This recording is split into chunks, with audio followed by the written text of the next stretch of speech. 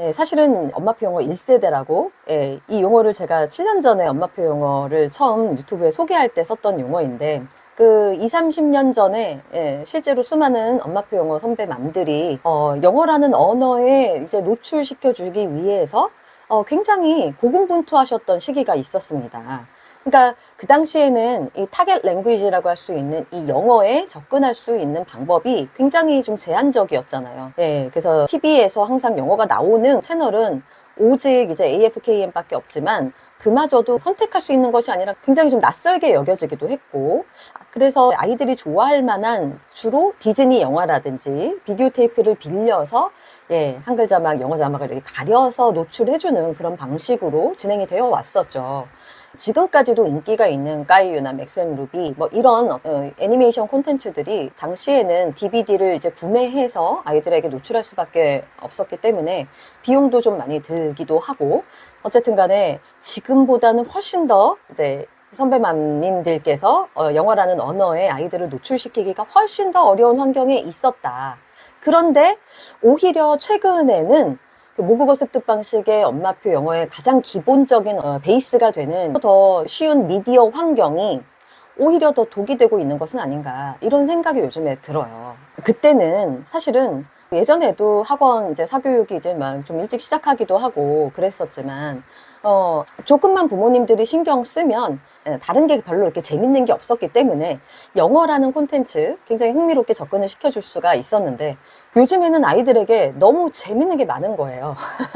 이 미디어를 통해서 즐길 거리들이 뭐 게임은 말할 것도 없고, 이제 여자친구들 같은 경우에는 다양한 연예 프로그램이라든지 오락거리들이 너무나 많아졌기 때문에 춤 콘텐츠라든지, 예, 그래서 영어라는 이 타겟 랭귀지가 끊임없이 이렇게 노출이 되어져야 하는데, 이제 한류의 붐과 더불어서 아이들이 재미난 게 너무나 많다 보니 오히려 훨씬 더 불리한 세대가 되었다라고 저는 이제 보고 있습니다. 그래서 제 아이가 어느 날 제가 엄마표 영어 강의에 열중하고 있었을 때, 어느 이제 벌써 수년 전인데요. 그때 아이가 이렇게 지나가면서 툭 말을 던지는 거예요. 엄마, 요즘 아이들은 이제 스마트폰 다 가지고 다니는데, 예, 이 아이들이 영어 콘텐츠에만 계속 볼 수가 있을까? 이런 얘기를 한번 지나가듯 툭 던진 적이 있어요. 제가 그 얘기를 듣고 사실은 재미나고 흥미로운 영어 콘텐츠를 아이들에게 끊임없이 공급해 주는 것이 중요하다고 말하는 제 강의의 내용을 생각해 볼 때 사실은 조금 가슴 아픈 말이기도 했습니다. 결국에는 이 모국어 습득 방식이 성공하기 위해서는 영어라는 언어에 노출될 수 있는 다양한 방법이 필요한 것인데, 아이들이 지금 흥미를 가지고 지속 가능한 영어 노출이 우리 아이들의 일상에서 이루어지려면 그런 부분들이 제일 중요한데, 이 미디어가 너무나 발달함으로 인해서 오히려 이 영어라는 미디어를 활용해서 예, 영어를 습득할 수 있는 기회들이 오히려 더 줄어들게 되었다라는 현실이 너무 좀 안타까웠어요.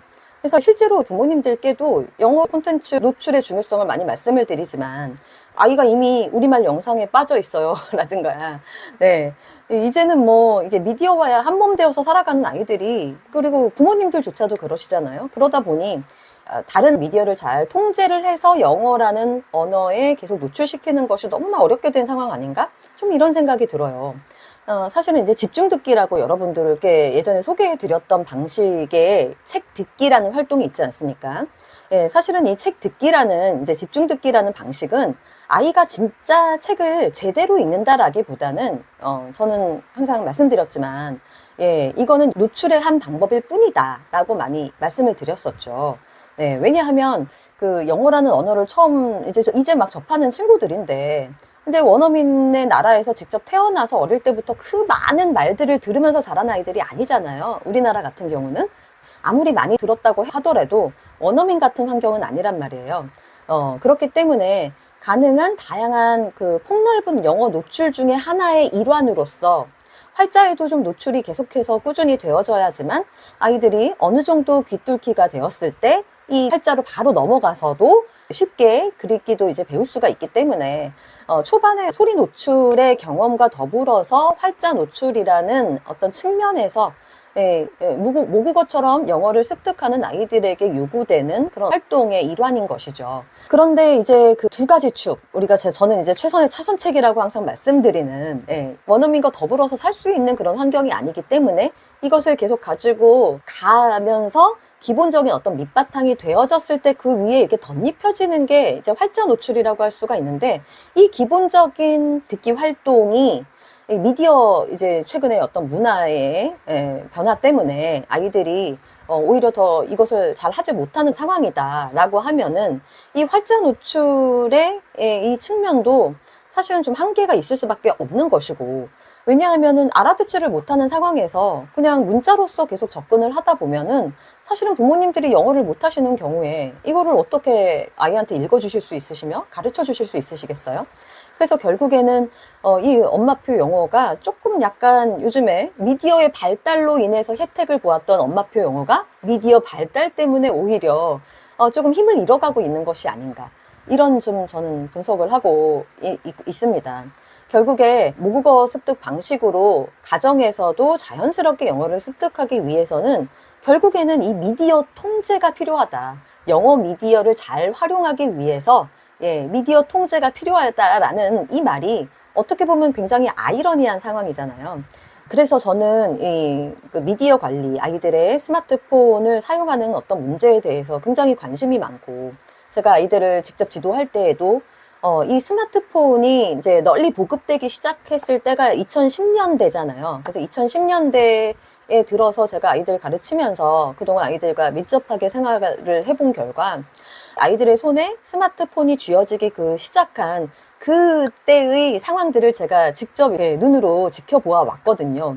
그래서 어느 순간부터 아이들이 정말 정신없이 빠져드는 그 모습을 직접 보게 되었단 말이에요. 그래서 이제 영어라는 아이들이 살아가면서 꼭 배워야 할 또 하나의 이 언어를 가르치는 입장에서 이런 어떤 미디어를 가지고 아이들에게 접근하고 싶지만 아이일 때는 조금 통제가 되어야져야 하는 이 스마트폰 관리에 대해서 계속해서 좀 신경을 쓰지 않을 수가 없었고, 여러분들께도 그동안 많이 나누어 왔던 것이죠.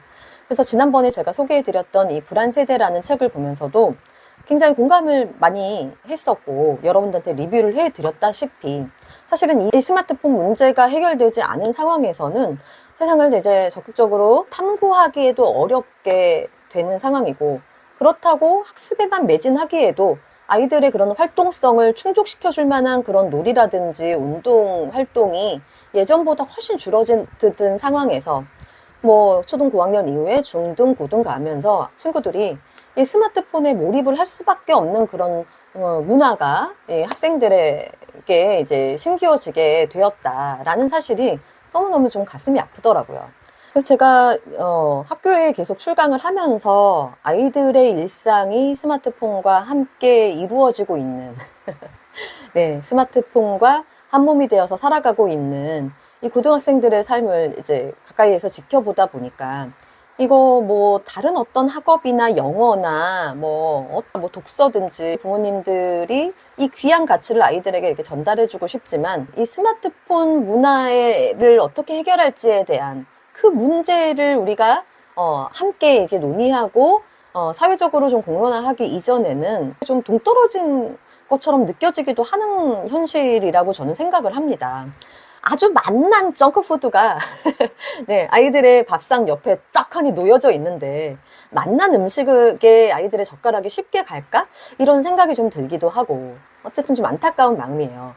그 재미있는 디즈니 영화조차도 최근에 어떤 쇼폼이라든지 아이들의 일상에서 다양한 미디어 이제 문화와 이제 비교를 해볼 때 그 긴 어떤 영화에조차도 아이들이 좀 집중하기 어려울 수밖에 없는 그런 현실이 되었다라는 사실이 참 너무 안타깝다라는 생각이 들기도 합니다.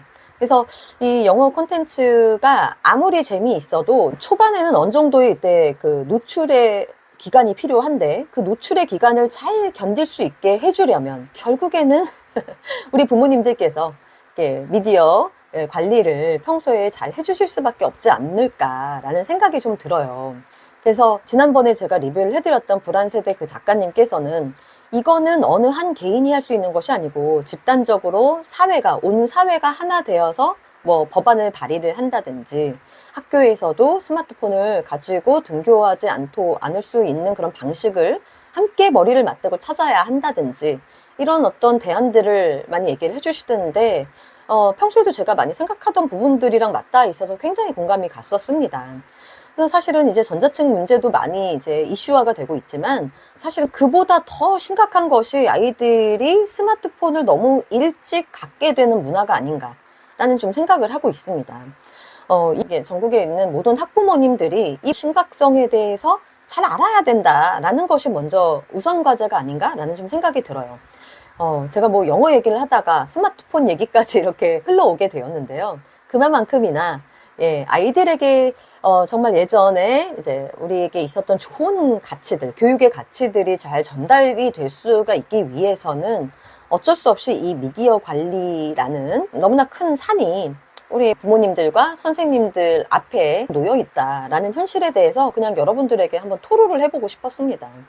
이 영상을 통해서 저 혼자 뭐 어떤 해결책을 딱 드려서 해결될 수 있는 방법은 아니라고 생각하고요.